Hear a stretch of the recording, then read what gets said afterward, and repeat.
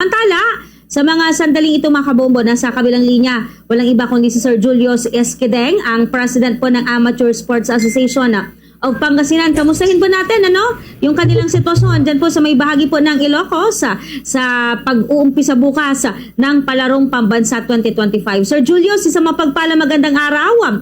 Nakakasama niyo po si Bombo Justin Fantanilla Rosete ng Bombo Radio Dagupan.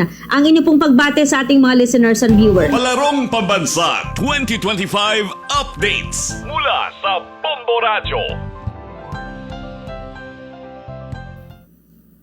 Hello po Sir Julius, good morning. Yes ma'am, good morning po and good morning din po sa ating mga tagapakinig. Nandito po kami ngayon sa Ilocos Norte in preparation for the upcoming Palarong Pambansa 2025 and representing our division from Pangasinan 2 and Region 1. Okay po. Sir Julius, saan ngayon saan ang billeting area ng mga kasamahan po natin dyan sa Palarong Pambansa, sir? For Region 1, ma'am, ay nandito po kami sa Bacara Central School.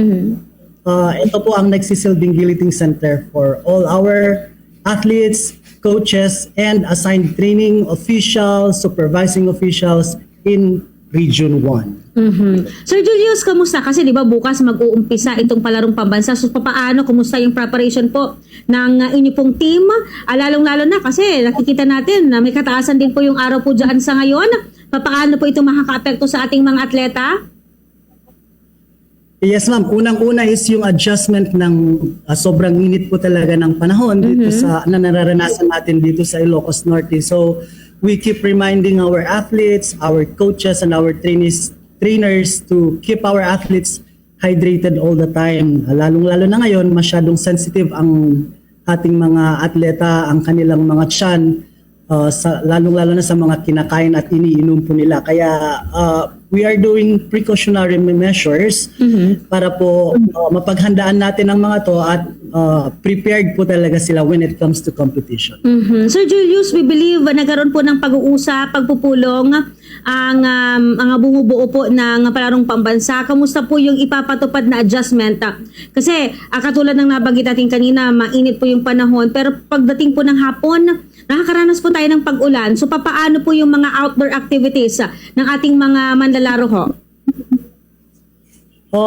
In case malakas po talaga ang ulan and the weather will not permit the activity, there will be contingency plans kung makakahanap tayo ng mga area na pwedeng pagganapan ng activity. Itutuloy po natin talaga ang mga ito. But if talagang wala pong area para maituloy ang competition na ito, we will be having temporarily suspension. And if there is a need to reschedule or extend the competition, gagawin po natin ang mga yun. Sir Julius, papaano naman po yung pagtiyak, no? Kasi syempre sa panig po ng ating mga atleta, dapat proper po yung kanilang mga pagkain at tubig na kanilang iinumin para matiyak na makaiwas po sila sa anumang insidente na maaari pong makaapekto sa kanilang performance sa kanilang paglalaro, Sir Julius. Yes ma'am, we are very thankful for the 14 divisions of our Region 1 kasi as per instruction of the schools division superintendents, we are being monitored by this medical team unit and particularly itong mga nurses po natin. Hindi naman po tayo nagkukulang ng mga supply like hydrating, yung mga iniinom po nila like mga Gatorade, Pocari Sweats, and most importantly, kompleto po tayo ng supply pagdating sa mga medicinal emergencies and medicinal kits, ma'am, para ready po talaga tayo pagdating. And when it comes to the food, okay din po ang sa catering services po for our region, and they are ensuring na freshly cooked, and this is for the nutrition to boost the performance of our athletes during the competition. Ayan, masaya na mapakinggan po natin yan, sir, kasi syempre may mga magulang din po ng ating mga atleta na nakikinig sa atin para ma-ensure yung kanilang safety. How about naman po syempre sa preparation, Sir Julius, kasi bukas mag-umpisa na po ito pong Palarong Pambansa and magtatagal siya hanggang June 3. So, kamusta po? Ano po ang target po na makuha? Kasi sa mga panayam po sa ibang mga delegasyon, ang target po nilang talagang makuha, kukunin, top 1 o yung pagiging number 1. Sa panig naman po, dito po sa ating Rehiyong 1, sir, kamusta po pala yung ranking po natin sa nakalipas po na palarong pambansa? Medyo malayo po ang ating rank when it comes to the result of the previous palarong pambansa. Pangilan na yun, sir. With us today is also our this Division Sports Officer, Dr. Enrique Macayan. Kasama ko po siya dito. Hello, sir. Yes, ma'am.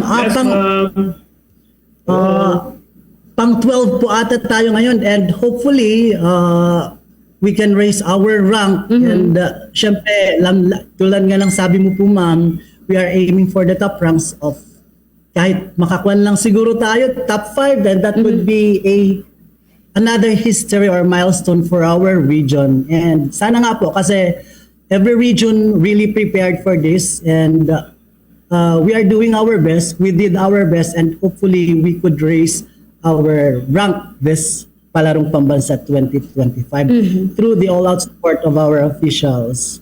Yes po. Sir Julius, ano bang mga laro yung nakikita po natin na lalong-lalo na yung mga masasabi natin na nag-excel po tayo last year na kumbaga parang maipagpapatuloy po natin ngayong taong ito?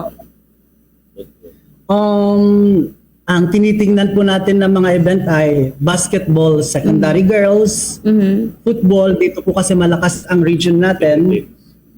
Also table tennis, and athletics. Ito po ang mga tinitingnan po natin na asset ng region po natin. Yes po. Sir Julius, when it comes naman po sa security ng ating mga manlalaro, papaano po yung sistema po dyan? Meron po bang mga naka-assign per billeting area na mga pulis na magbabantay? Papahintulutan po ba natin itong mga manlalaro natin? Kasi, di ba may mga estudyante tayo na kapag tapos na yung laro, gusto rin nilang lumabas, baka makapamasyal dyan po sa Ilocos. So, papaano po yung setup o pag-uusap niyo po dito, sir?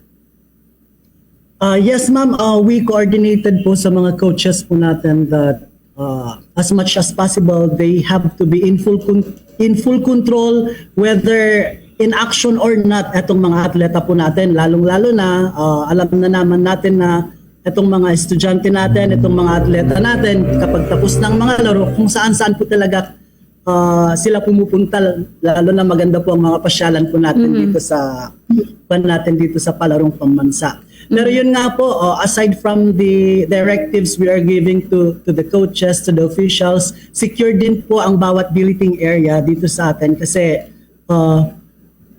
surrounded by security personnel po tayo. So from time to time, nagkakandak tayo ng security, monitoring, and then of course, we are implementing strictly curfew hours for our athletes as well as for our coaches too. Sir Julius, meron ba, tama ba na may pagandahan ng billeting area na umiiral po dyan sa Palarong Pambansa? Kamusta po ang Yes. sa atin, sa Rehiyong 1 ho? Yes, ma'am. Part of the recognition, kasali na po ang mga ito para naman po identify kung sino talaga ang well-disciplined at kung sino talaga ang may concern sa ating environment.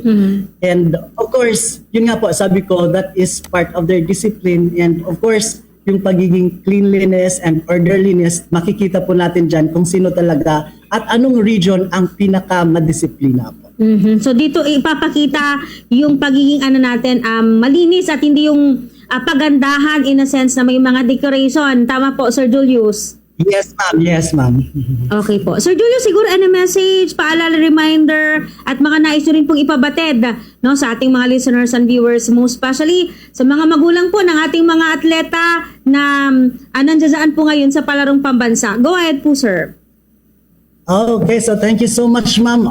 Well, this is it. We can't avoid this. We wish the best of luck to everyone. We all prepared for this.